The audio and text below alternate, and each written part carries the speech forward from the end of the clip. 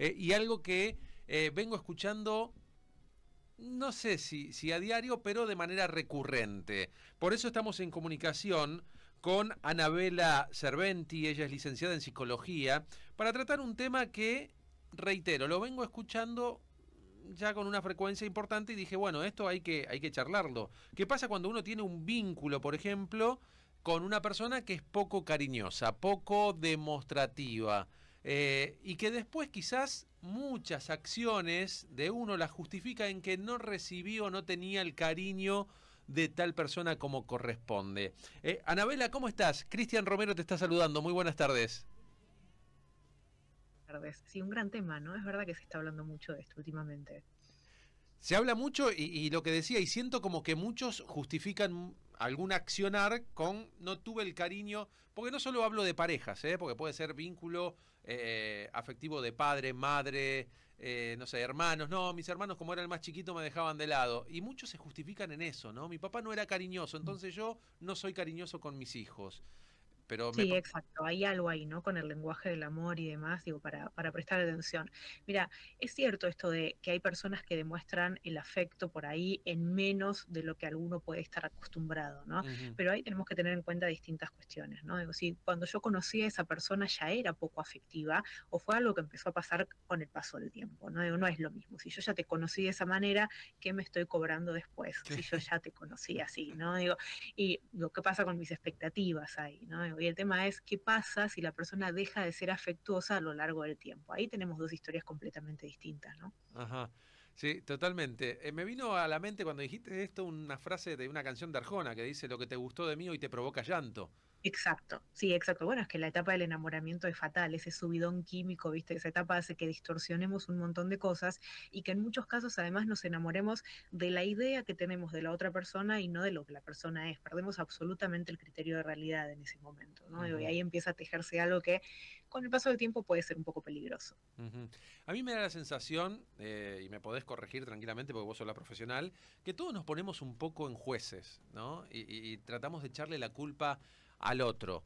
Y muchas veces no entendemos los contextos, porque por ejemplo, si referimos a un padre, tenemos que ver la edad del padre y cómo era ser demostrativo antes y cómo es hoy en día, ¿no? Porque las cosas me parece, me da la sensación que cambiaron muchísimo. Absolutamente, cambiaron muchísimo. Y de hecho, respecto de las emociones, existen reglas culturales para la expresión emocional. Nosotros somos una cultura que venimos de un paradigma que es bastante estricto, ¿no? Los hombres no lloran y calladita te ves más bonita, ¿no? Con lo cual tenemos hombres que no se animaban a mostrar sus afectos y mujeres que no se animaban a pedirlo. ¿No? Ujú. Eso tenés ahí un combo explosivo respecto de la expresión emocional para empezar, ¿sí? Entonces, lo contextual es muy importante. Y otra cosa también es repasar, esto es una tarea que yo hago con todos mis pacientes cuando surge el tema vínculos, que surge un montón últimamente, ¿no? En los últimos años, que es establecer el mapa, hacer el recorrido biográfico de cómo aprendimos cada uno de nosotros las cosas del amor. A quienes vimos amando mientras nosotros crecíamos de manera de aprender qué es lo correcto, qué es lo esperable, qué es lo que está admitido, y empezar a actualizar eso de acuerdo a si es o no compatible y congruente con nuestra identidad, ¿no? Ujú. A mí me ha pasado de ver, por ejemplo, esta semana una imagen con un texto que decía, mirá mi papá, re cariñoso con el nieto y a nosotros ni siquiera nos alzaba o nos agarraba upa.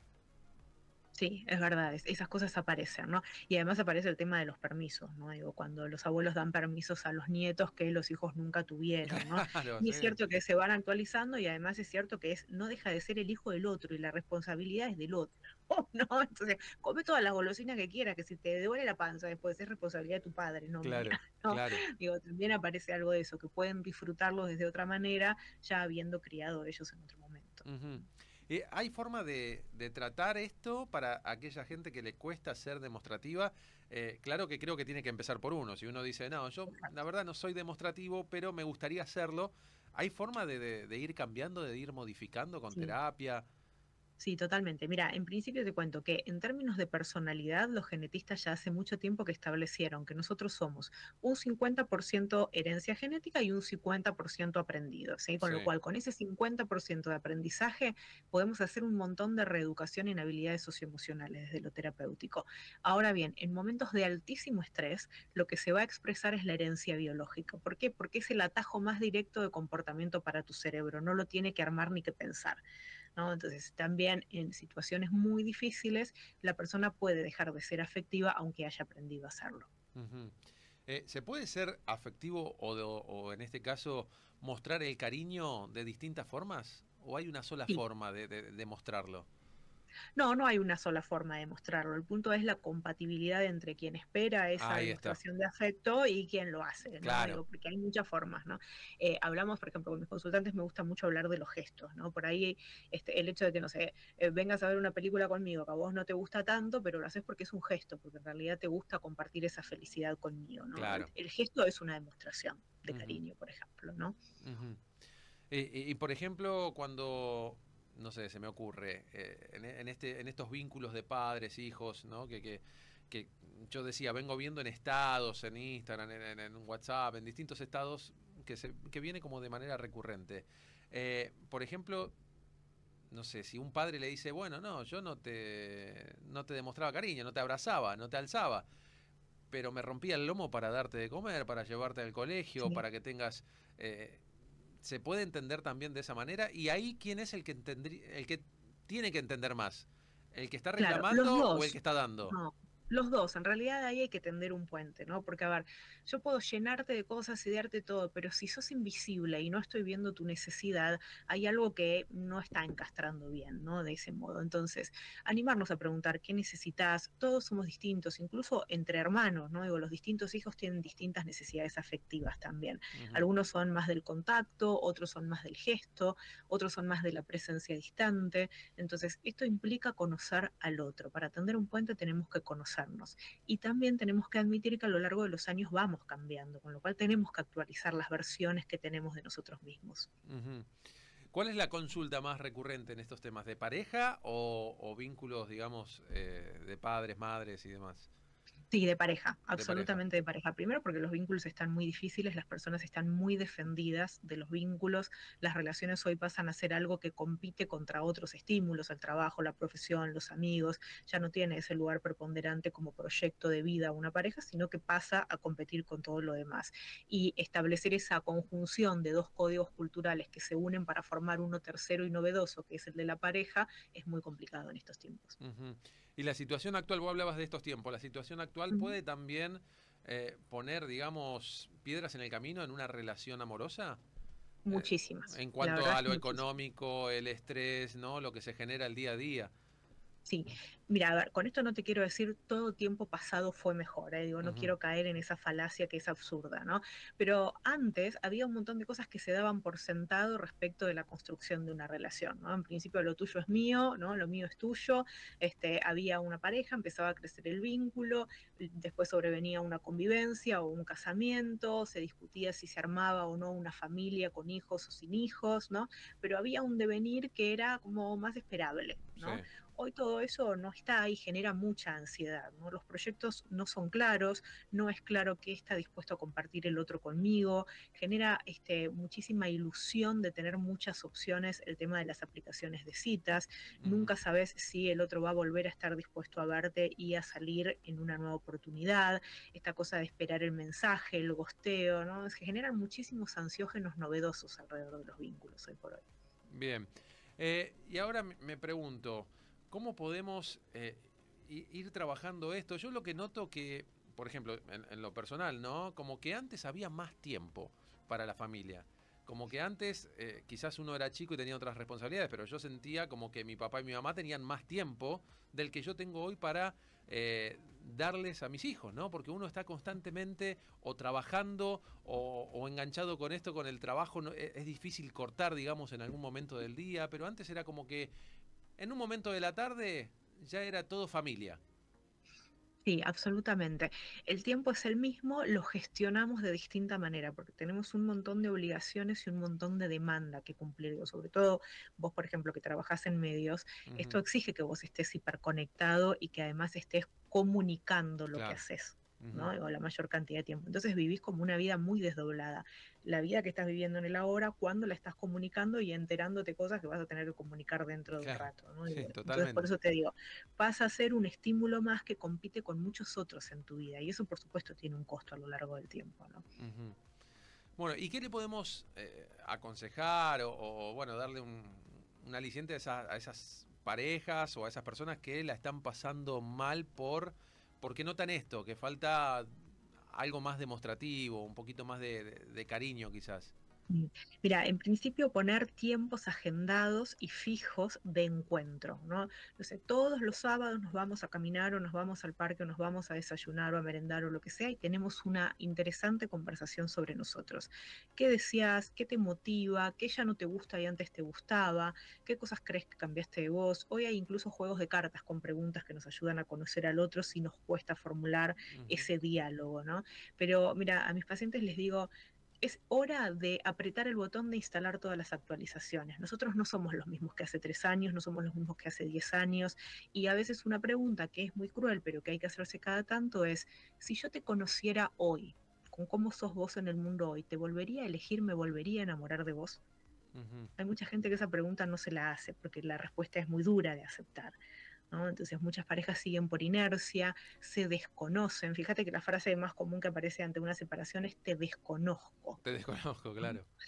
Aparece algo que era absolutamente rupturista en lo que yo daba por sentado que vos eras, ¿no? Y además hablar de las propias expectativas, porque tal vez yo estoy esperando que vos te sigas acercando a la idea que yo tengo de vos, a esa idea de la cual me enamoré y que vos nunca fuiste en la realidad, ¿no? Entonces, esclarecer esas expectativas es fundamental para una relación sana. Ajá. Cuando uno se enamora, ¿puede proyectar, digamos, lo que arrastró de chico en esa persona? Por ejemplo, muchos dicen, bueno, o muchas, yo tenía un padre ausente, entonces como Mm. que van hacia los vínculos muy parecidos al padre, ¿no? No sé, algún hombre puede decir, yo tenía una madre muy presente que cocinaba y que entonces busca un vínculo muy parecido a la madre. ¿Puede ser que se vaya repitiendo este patrón? Sí, uno puede buscar algo que se le parezca mucho o que sea completamente diferente, Ah, de acuerdo a su experiencia. Lo cierto es que ese, como te digo, ese mapeo de cómo aprendimos nosotros a amar siempre funciona como un parámetro para lo que elegimos, o porque se parece completamente o porque buscamos lo completamente opuesto, ¿sí? Pero siempre eso configura un parámetro, por eso está bueno hacerlo consciente. ujú. Está bien, está bueno lo que decís, ¿no? Hacerlo consciente, porque Sí. es como que por ahí haces el clic en determinado tiempo y después decís te desconozco o yo me aferré a esto, pero yo lo veía de chico o yo lo veía de chica. Sí, exacto. Fíjate que vos tenés un montón de aprendizajes en tu vida. Uno aprende por muchas maneras, por habituación, por aprendizaje dirigido como en la escuela y demás. Vos, de todos los aprendizajes que uno normalmente da cuenta en su biografía, son los aprendizajes dirigidos, ¿no? En la escuela, cuando me enseñaron las ecuaciones, cuando me enseñaron el sistema digestivo, lo que fuere, ¿no? Pero uno no se pone a pensar mucho cómo aprendió sus habilidades socioemocionales, cómo aprendiste a conversar, cómo Ujú, aprendiste a establecer una relación amorosa, cómo aprendiste a criar, ¿no? Y saber si todo eso es congruente o no con tu identidad y sobre todo con la persona que querés ser en el mundo, porque siempre tenemos oportunidad de construir y de reconfigurar esa personalidad para adelante, ¿no? ujú. Hace un ratito decías que el tema de el enamoramiento, a ver, no lo dijiste textual, pero como que tiene un vencimiento, como que Sí, dura poco, ¿no? exacto. Sí, pocos Eh, meses. ¿Y ahí qué entra? ¿La costumbre?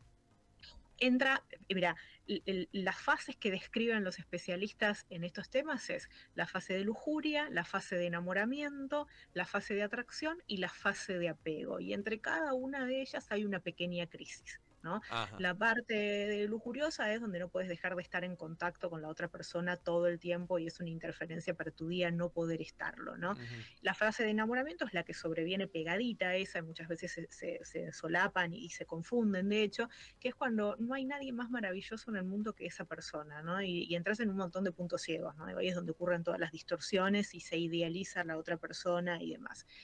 A partir de ahí se genera la fase de atracción, donde uno empieza a pensar si puede construir un proyecto con esta persona, si podés tener exclusividad con esta persona, si necesitas o no ya conocer a alguien. Y a partir de ahí empieza ya la fase del apego, que es este amor, este cariño que tiene que ver con el sostén, con la confianza, con la construcción de una zona segura, ¿sí? De acompañarse, de formar equipo en la vida. Vean, son distintas fases. Por supuesto que la primera, la de la lujuria y la del enamoramiento, es imposible que duren más de unos meses, un año en algunos casos, porque es absolutamente opuesta a todo nuestro ritmo de vida, ¿no? Digo, ¿quién puede ir a trabajar durante 2 años manteniendo ese primer ritmo de una relación? ¿Quién puede sostener amistades, sostener un trabajo, mandando esa cantidad de mensajes, estando disponible tanto para otra persona, ¿no? Sería imposible. Biológicamente estamos seteados de una manera muy sabia. ¿Antes se entendía más esto, esas fases? Porque es como que ahora por ahí es un poco más descartable, ¿no? Cuando se termina alguna fase dicen, bueno, no, ya no pasa lo mismo, ya no tenemos la misma piel. Y Claro, antes era como que no, un mira, poquito yo no creo más... que se entendiera más Sí, antes. Lo que sí hay hoy es esto que te digo, esta ilusión falsa de tener muchas opciones, ¿no? Como claro. ahora todos tienen un catálogo en la mano con las aplicaciones de citas y qué sé yo, ¿no? Siempre está esto de seguro la próxima opción es mejor, no me termino comprometiendo con nadie. Entonces, la ilusión de que tengo muchísimas opciones en realidad es no tengo ninguna, porque no termino de conocer a nadie, ¿no? Voy pasando de una en una de estas opciones y no genero vínculos, ¿no? Sí, y bueno, Entonces me quedo ahí en esa fase del enamoramiento que es pura dopamina, que es puro circuito de recompensa, ¿no? de la gente que sé que ha tenido búsquedas a través de aplicaciones de citas, les fue muy difícil. Ujú. Muy Sí, pocos o muy pocas encontraron, digamos, la pareja, porque era muchos probar y probar y probar y probar y no sí. funcionaba, ¿no? Sí, absolutamente. Justo hablaba con alguien el otro día y le decía, mira, hay muchas personas que buscan un vínculo más real, y hablo de real en esto del criterio de realidad, ¿no? De conocer al otro con ganas de construir más allá, de generar este sistema de sostén y confianza mutua y demás. Lo que pasa es que están en las trincheras esquivando todo este fuego cruzado de las aplicaciones y la instantaneidad y no Ujú, se terminan de encontrar porque están en las trincheras, justamente, claro. ¿no? Pero digo, hay todavía gente que busca ese tipo de vínculos, hay que encontrarse. Por último, te consulto por, bueno, situaciones de padres separados, ¿no? Donde generalmente los menores quedan con la madre y en muchos casos hay padres que están como ausentes, ¿no? Y por ahí Ujú. las madres intentan generar ese vínculo o al revés, el padre quiere generar ese vínculo y la madre se agarra con el menor o la menor para que cumpla con la cuota, para que, ¿no? Entonces le restringe la Sí. visita y todo. ¿Cómo se pueden manejar en este caso para que sea más sano el vínculo con el menor, ¿no? Sí, por supuesto. Mira, son situaciones complejas que habría que estudiar caso a caso, por supuesto, ¿no? Pero en términos generales, siempre hay que chequear si no estamos teniendo a los chicos como rehén, ¿no? Y como botín de cambio de ese tipo de relación. Digo, se puede terminar el sistema conyugal, la relación de pareja puede terminarse, pero en la crianza de los hijos vamos a ser socios toda la Toda vida la en el vida. mejor de los Ujú, casos, ¿no? Entonces, si nos ponemos a pensar cómo me quiero recordar a mí misma en este momento dentro de unos años, qué quiero que mi hijo recuerde de nosotros dentro de unos años, creo que a partir de ahí podemos sentarnos a charlar y establecer otros términos un poco más pacíficos, ¿no?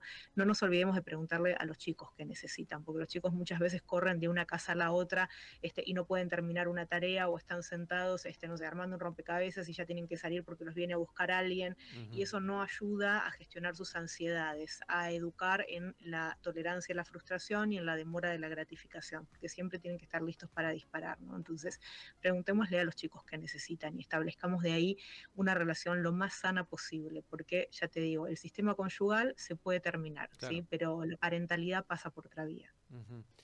Bueno, muchísimas gracias, Anabela, por tu tiempo. Sé que estás a full, ahora enseguidita Mm. tenés otra nota también, así Sí, que te agradezco muchísimo. Un placer hablar por con favor, un vos y en placer. cualquier otro momento, un viernes, te volvemos a molestar. Dale, cuando quieras. Me encanta que toques estos temas, Cristian. Un lujazo hablar con vos. Gracias. Gracias, un placer, Buen hasta fin de. luego. Chau, chau, hasta Igualmente, luego. bueno, ahí pasaba Anabela Servinti, entonces, licenciada en psicología, hablando